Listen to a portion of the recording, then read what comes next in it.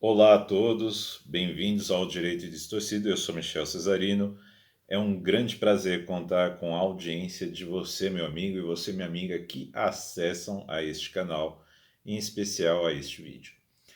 Hoje eu gostaria de abordar um assunto que julgo ser bem interessante para nós, em termos de desmistificação e para termos mais cuidado com relação a alguns usos de palavras que temos visto nestes últimos tempos. Eu me refiro ao uso da palavra democracia e antidemocracia e também ciência. Então, sabe aquele pessoal que fala assim: a ciência nos salvará? Tá cheio de gente falando isso. Em especial uns repórteres por aí que, se você perguntar para eles, mas o que é ciência? Eles certamente vão se ver em dificuldade para responder essa pergunta.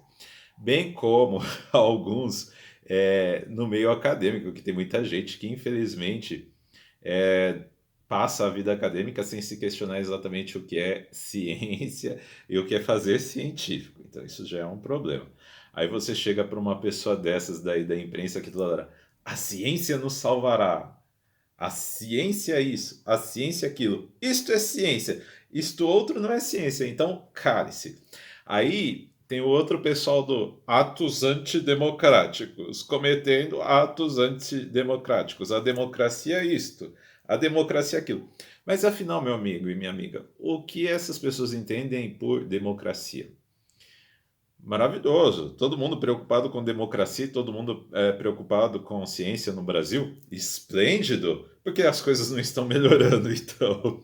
Porque não basta falar, tem que fazer. Então, qual que é a questão? Primeiro, vamos começar por ciência. Tanto ciência quanto a questão do que é o fazer científico são coisas falíveis, porque partem da visão de um ser humano e do fazer de um ser humano que é falível. Então, vejamos, nós não tínhamos a capacidade de enxergar lá longe no espaço ou enxergar as minúcias dos detalhes de bactérias e vírus. Então, nós fizemos lentes e as lentes trouxeram uma grande revolução no mundo. Produzimos microscópios e telescópios. Então, de certa forma, o telescópio ele se transforma num dedo alongado para nós conseguirmos tatear com o nosso pensamento as estrelas e podemos fazer teorias sobre o que está lá fora. E o microscópio permite com que nós façamos uma diminuição de nossos dedos a ponto de podermos quase tocar a bactéria ou o vírus, ou ainda tem aqueles microscópios mais potentes ainda, de tunelamento e outras coisas que permitem enxergar coisas mais diminutas ainda. Então, percebem? Através do fazer científico, da teoria unida à prática, eu lancei hipóteses e fui produzindo efeitos. O que eu faço? Eu faço uma hipótese, faço cálculos, faço observações e vou selecionando aquelas que se verificam ou não, e eu vou criando todo um ambiente de cientificidade e prática científica. Então, a primeira coisa que está, que está na ciência e no fazer científico é a dúvida. Duvidar de algo definitivo. Então, você sempre vai aperfeiçoando. Se você fala que uma prática científica hoje é absoluta e que ela não pode ser derrubada no futuro, você já está indo contra a ideia de ciência. Lembremos, ciência envolve prática. Então, por exemplo, nas condições atuais da natureza terrestre, nós sabemos que um corpo vai cair se for lançado de uma certa altura por causa da gravidade. Ok, mas e se acontecer alguma coisa com um planeta que tenha uma modificação gravitacional que de repente faça as coisas acontecerem de uma forma absolutamente inesperada? Se as condições se alterarem abruptamente por conta de algum fenômeno que até hoje nós não conhecemos, por conta de a vida humana ainda ser absolutamente recente em relação à história alongada da existência do planeta Terra. Na época que não existia vida humana inteligente na Terra, pode ter acontecido uma série de fenômenos aí que nós imaginamos hoje que jamais poderiam ocorrer, com nossa ciência dizendo que não pode ocorrer. Mas é isso que eu digo. Nós só não verificamos a existência e a possibilidade. Então você dizer, isto não é científico, é complicado. Eu preciso ter sempre o espírito de dúvida para fazer as melhores práticas e aperfeiçoar. A ciência é sempre uma espada que vai se afiando. Outra espada que vai se afiando é a democracia. Democracia, ela se afia com práticas democráticas cotidianas por parte da sociedade civil. Então, não adianta apenas eu deixar ali que uma pessoa fique usando um bordão diante de tudo, de dizer isto é democracia, ou isto é um ataque à democracia, isto é um ato antidemocrático. Aham, me apresente essa senhora democracia. Aliás, o que é democracia para você? Então, tratam o tema democracia absolutamente como se fosse a mesma forma que usam da ciência, algo absoluto. E não é, gente. São coisas que têm que ser aperfeiçoadas, porque o espírito humano, o espírito de mente, de agrupamento cultural ou existencial, enfim, isso tudo é falível. Nós estamos num tempo e num espaço, nós recebemos um mundo legado de cultura e de práticas, e nem sempre as coisas se mantêm. Então, por exemplo, até o início do século XX, nós tínhamos ali mais ou menos a física newtoniana, conseguindo fazer umas brincadeirinhas. Depois você vai ter o surgimento da teoria da relatividade, que consegue captar outros trechos de fenômenos, eventos e ocorrências do universo e teorizar sobre aquilo, mas tem limitações também. Então, o que eu preciso vir com outra teoria, como uma teoria quântica, para lidar com outras coisas que a teoria da relatividade não consegue,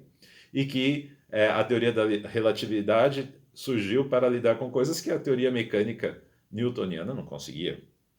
Então vejam como essa ciência é uma espada sempre precisando ser afiada cada vez mais. Então, repórteres ficarem ali, isto é não científico, isto é ciência, só a ciência nos salvará.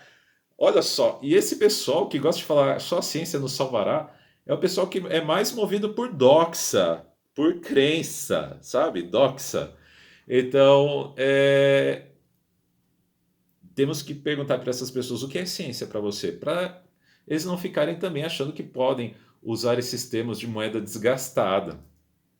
Agora, o problema que vem no esteio desse, da ciência e da democracia, são as pessoas que fazem um uso desonesto do termo para se protegerem. Então eles falam assim: isto é um ataque à democracia. O cara é um tirano, um abusador de poder, que faz coisas horríveis, e aí ao invés de falar, você está me atacando e duvidando de minha pessoa, ele fala, não, isto é um ataque à democracia. Então ele se transforma na democracia e joga todos os interesses particulares dele na conta de interesse público, porque o que é mais público do que, aliás, o que constitui maior interesse público do que democracia e ciência? São coisas salutares ao ser humano, desde que devidamente conduzidos para o bem coletivo, segundo o princípio que nós temos, que ciência é para fazer a vida humana melhor